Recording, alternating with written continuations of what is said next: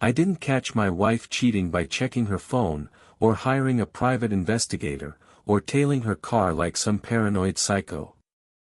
I found out because the guy she was sleeping with called me. It wasn't a confession. It wasn't an apology. He called because he thought I already knew, and he was scared I was about to blow his life up. I was in my kitchen, phone pressed to my ear, when he said my wife's name like it was nothing. Like it was safe. Then he gave me details. Not hints. Not suspicions.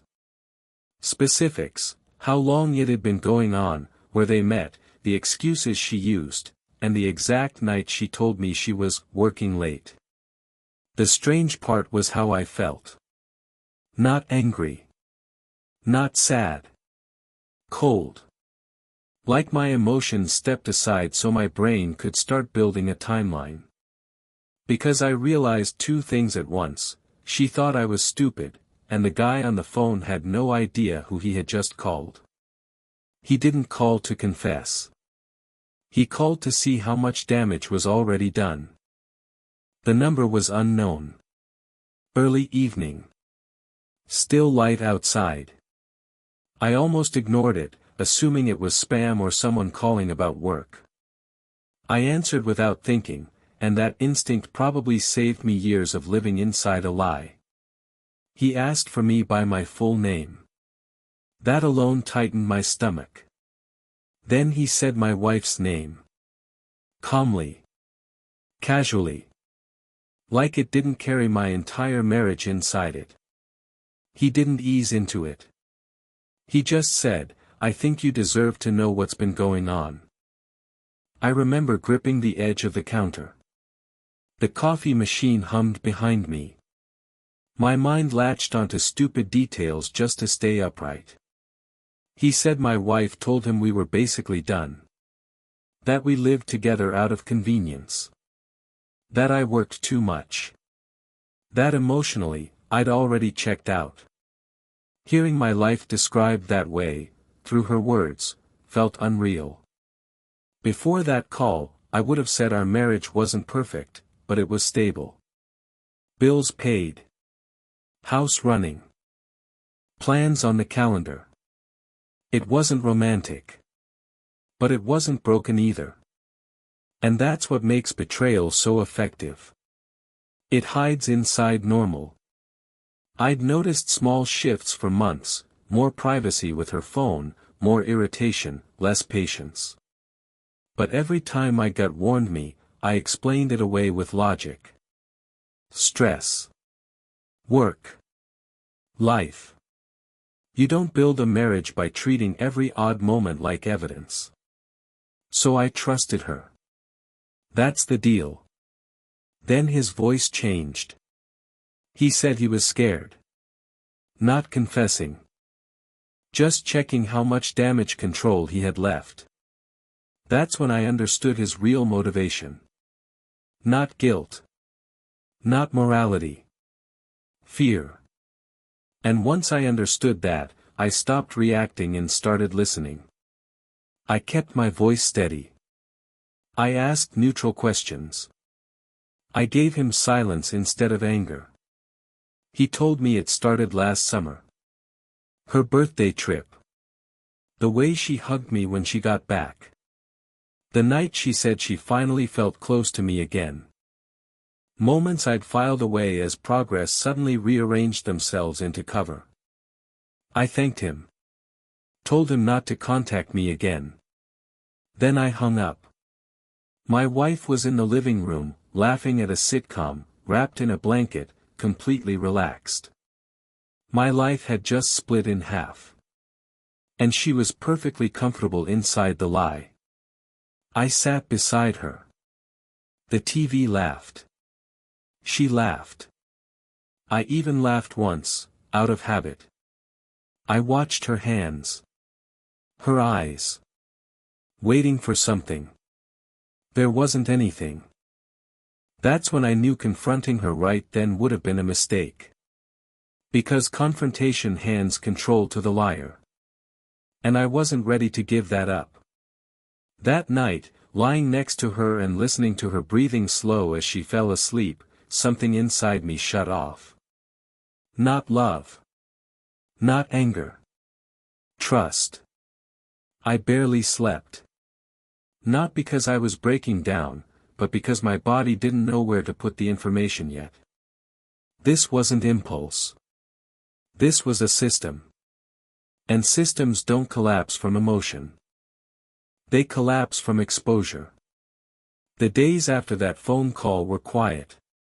Too quiet. No explosions. No accusations. No visible cracks. Just the same routines, repeating like nothing had changed. She sat across from me at the kitchen table, scrolling her phone, asking if I wanted eggs or toast. Life kept going, and that normalcy was suffocating. Every morning, a kiss on the cheek before work. Every evening, the same stories, the same complaints, the same calm delivery. And every time she spoke, the same thought looped in my head. How long have you been practicing this version of yourself? I didn't accuse her. I didn't even hint at suspicion. I stayed exactly who she thought I was, predictable, calm, dependable. And the more I stayed that way, the safer she felt. That's when the patterns became obvious. Her phone always face down. Notifications muted. A new passcode she never mentioned. It followed her everywhere now, even into rooms she used to step into for seconds. She started staying out later. Not dramatically, just consistently. Drinks with coworkers. Traffic. Lost track of time. The excuses were smooth. Polished. Rehearsed. What bothered me most was how she checked in during those nights. A quick text. A heart emoji. A miss you. It wasn't guilt. It was insurance. I replayed old arguments in my head, the ones where she said I was distant, that I didn't listen, that I didn't make her feel wanted. Back then, I'd tried to fix it. Now I saw them for what they were, groundwork. One night at dinner, she asked if everything was okay. I said work was stressful. She nodded, squeezed my hand, and said she understood. That squeeze didn't feel like comfort. It felt like a checkbox. After she went to bed, I checked our bank account. I told myself it was routine. It wasn't. The charges were spread out carefully, rides at strange hours, restaurants I'd never been to with her, hotel charges broken into amounts small enough not to stand out. That's when it clicked. This wasn't a mistake.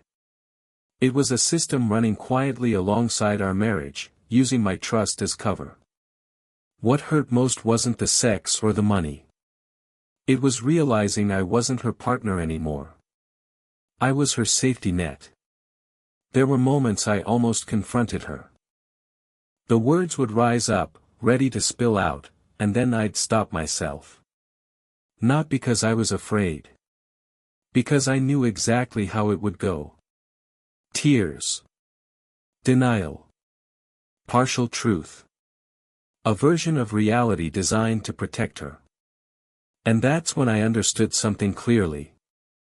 If I confronted her too early, I wouldn't just lose the truth. I'd lose control of the timeline. And I wasn't willing to give her that power. So I watched. I listened. I let her talk. She became more affectionate in small, calculated ways. Compliments.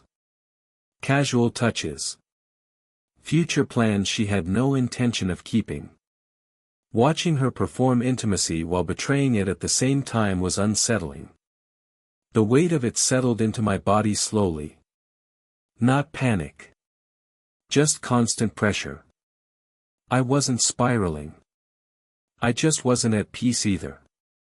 Then the message came. Late at night. Long after she'd fallen asleep. Hi. I'm sorry to reach out like this, but I think our spouses are having an affair. I stared at the screen, because in that moment everything shifted. This wasn't suspicion anymore. This was another life colliding with mine. I didn't respond right away. Once I did, pretending would be over. When I finally replied, I kept it simple. I told her I had reasons to believe the same thing. Her response came almost instantly. That's when it became clear, my wife hadn't just underestimated me, she'd underestimated how fragile her secret really was. Lies don't stay contained. They connect. And once they do, they collapse. By the end of that week, I wasn't confused anymore. I wasn't even fully angry yet. I was focused. The truth was already moving, whether she knew it or not. And once it surfaced, someone was going to get crushed. I just needed to make sure it wasn't me. Talking to her felt strange. Not emotional. Not awkward. Two strangers connected by the same lie, choosing facts over feelings. Her name was Melissa. Married. 2 kids. Calm. Controlled. People who panic usually don't have the full picture. She did. She told me how she found out, an old tablet, forgotten messages, plans written like meetings. That detail mattered. This wasn't passion. It was coordination. We compared timelines. Dates matched. Trips overlapped. Excuses repeated. Same phrasing. Same pressure at work. Same last-minute meeting. She told me she confronted her husband. Denial. Minimization. Partial truth. Promises. Listening to her, I realized something important. I hadn't said a word yet. And because of that, I knew more than both of them combined. She asked what I planned to do. I told her the truth. I didn't know yet, but I knew what I wouldn't do. I wouldn't beg. I wouldn't explode. And I wouldn't let someone else decide how this ended for me. Over the next few days, we exchanged exactly what was necessary. Screenshots. Receipts. Confirmations. Enough to remove doubt completely. Then she sent a photo. My wife. Smiling. Relaxed. Comfortable in a way I hadn't seen in a long time. That image didn't confuse me. It clarified everything. Confusion drains energy. Certainty sharpens it. I stopped thinking like a betrayed husband and started thinking in terms of outcomes. Finances. Exposure. What was mine? Melissa and I weren't bonding. We were aligning. She asked if I was scared of what would happen when everything came out. I told her the truth. I wasn't afraid of losing my wife. I was afraid of losing control over the narrative. That was the shift. I started documenting everything. Quietly. Cleanly. Not for revenge, for insulation. At home, my wife felt the change before she understood it. She said I felt distant. That she missed me. The word sounded hollow now. And for the first time since this started, I wasn't acting. I was already stepping out. I reassured her. Calmly. And for the first time since this started, I wasn't acting. I really was calm. Because while she thought she was still managing the situation, she had no idea I was already stepping out of it mentally. I wasn't planning revenge. I wasn't planning humiliation. I was planning an exit, one where I didn't lose myself in the process. By then, I understood something clearly. Secrets don't collapse marriages. Exposure does. And exposure doesn't require rage. It requires patience. I had both. Talking to Melissa felt disorienting. Not emotional. Not awkward. Two people connected by the same lie, choosing facts over feelings because facts were safer. Married 12 years. 2 kids. Calm. Controlled. She didn't overshare. People who panic usually don't have the full picture. She did. She told me how she found out: an old tablet, forgotten messages, plans written like meetings. That detail mattered. This wasn't passion. It was coordination. We compared timelines. Dates lined up too cleanly. Trips overlapped. Excuses repeated. Same phrasing. Same pressure at work. Same last-minute meeting. She told me she confronted her husband. Denial. Minimization. Partial truth. Promises. Listening to her, I realized how different my position was. I hadn't said a word yet. And because of that, I knew more than both of them combined. She asked what I planned to do. I told her the truth. I didn't know yet, but I knew what I wouldn't do. I wouldn't beg. I wouldn't explode. And I wouldn't let someone else decide how this ended for me. Over the next few days, we exchanged exactly what was necessary. Screenshots. Receipts. Confirmations. Enough to remove doubt completely. Then she sent a photo. My wife. Smiling. Relaxed. Comfortable. That image didn't hurt the way I expected. It clarified. Confusion drains energy. Certainty sharpens it. I stopped thinking like a betrayed husband and started thinking in terms of outcomes. Finances. Exposure. What was mine? Melissa and I weren't bonding. We were aligning. She asked if I was scared of what would happen when everything came out. I told her the truth. I wasn't afraid of losing my wife. I was afraid of losing control over the narrative. That was the real turning point. I began documenting everything. Quietly. Cleanly. Not for revenge. For insulation. At home, my wife sensed the change before she understood it. She asked if something was wrong. Told me I felt distant. Said she missed me. The words sounded hollow now, like lines repeated after the meaning had already drained out of them. I reassured her. Not falsely. Calmly. And for the first time since this started, I wasn't acting. I really was calm. Because while she thought she was still managing the situation, she had no idea I was already stepping out of it mentally. I wasn't planning revenge. I wasn't planning humiliation.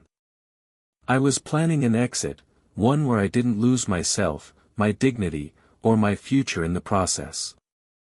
By the time this phase ended, I understood something clearly. Secrets don't destroy marriages. Exposure does. And exposure doesn't require rage. It requires patience. I had both. The confrontation didn't happen the way people imagine it. There was no dramatic explosion, no shouting match that cleared the air, no moment where I threw evidence on the table and demanded answers. Real endings don't usually look like movies. They look quiet. Controlled. Almost disappointing from the outside. It started with something ordinary. She told me she had to travel for work the following week. Last minute. Non-negotiable. The kind of thing she'd said dozens of times before. She explained it smoothly, already confident I'd accept it without questions. I nodded, asked when she'd be back, told her to be safe. She relaxed immediately.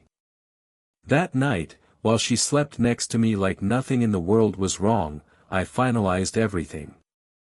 Not emotionally. Practically. Accounts. Documents. Timelines. Decisions I should have made months earlier, but didn't know I needed to. I didn't rush. I didn't hesitate. I moved like someone who had already accepted the outcome and was simply executing the next steps. The next morning, I told her we needed to talk. Just those words. Calm. Neutral. Her body reacted before her face did. A slight pause. A stiffness in her shoulders. She already knew something was coming, just not what. I didn't accuse her immediately. I told her I felt disconnected. That the marriage didn't feel honest anymore. I watched her closely as I spoke. She slid into the role effortlessly. Concerned. Apologetic. Willing to work on things. She said all the right words, exactly the way Melissa had described her husband doing. That alone told me everything I needed to know. Then I told her I knew about him. The silence that followed wasn't explosive. It was dense. Heavy. She didn't deny it. Not right away. Her eyes dropped for half a second, then came back up, already calculating. She asked how much I knew. Not if I knew. How much? I told her enough. That's when the performance started to crack. She cried, but not uncontrollably. Carefully. She talked about feeling lonely.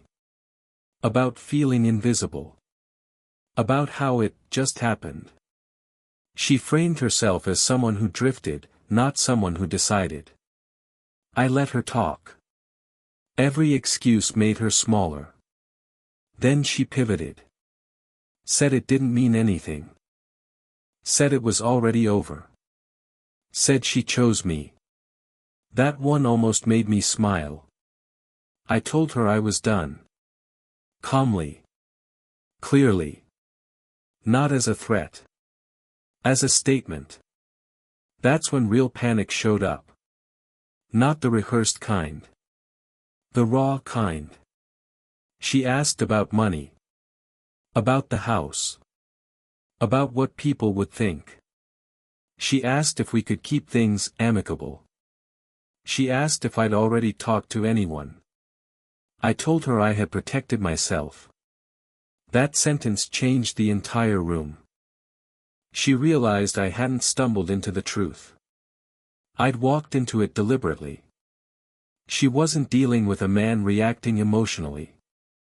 She was dealing with someone who had already accepted the loss and moved past it mentally. She accused me of being cold. Of planning behind her back. Of checking out emotionally long before she did. I didn't argue. I didn't defend myself. Nothing scares someone faster than realizing their usual tools don't work anymore. I packed a bag that night. Slowly. Methodically. Not because I had to leave immediately, but because I wanted the moment to be final. She followed me from room to room, shifting between apologies, anger, and blame. I said very little. Everything that mattered had already been said.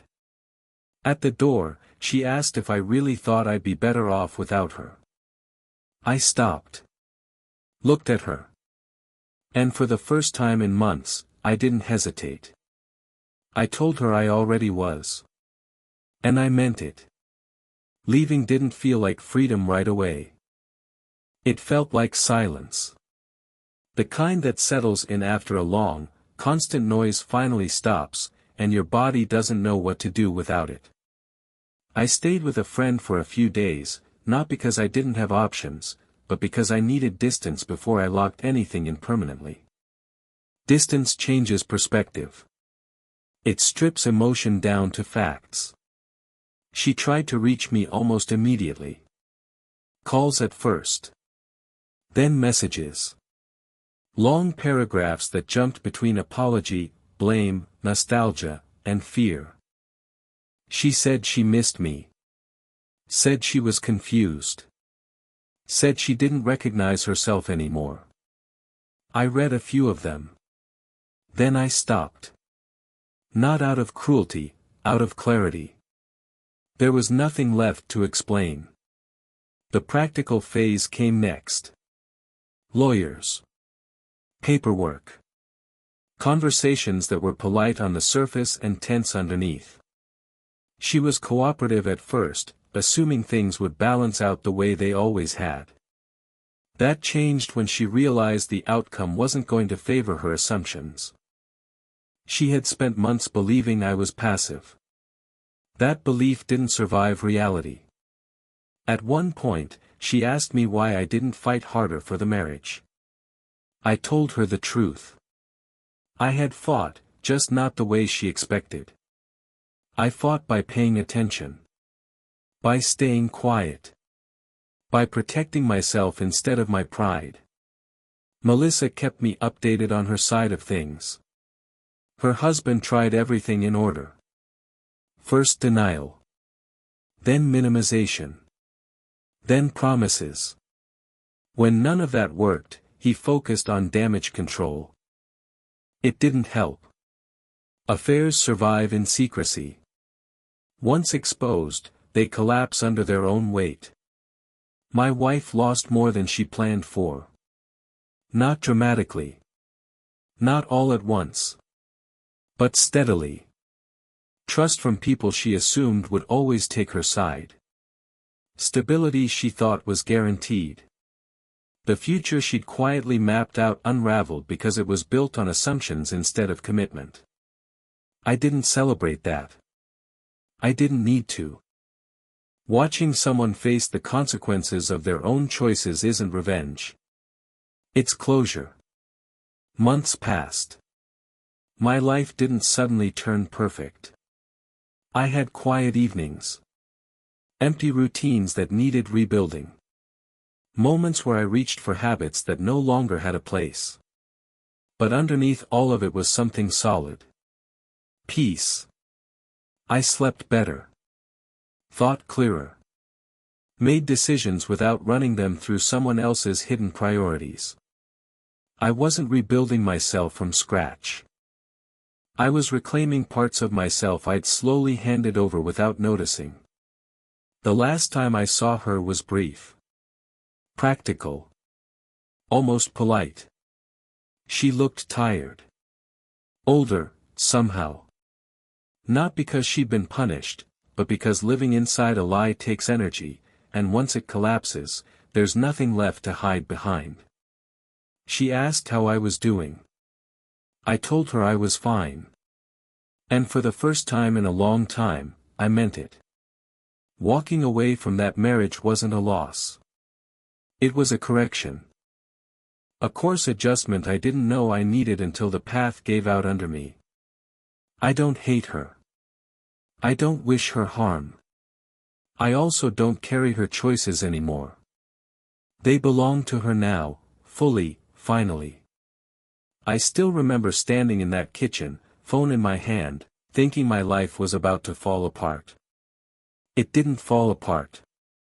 It snapped into focus. If this story stayed with you, subscribe. More stories like this are coming.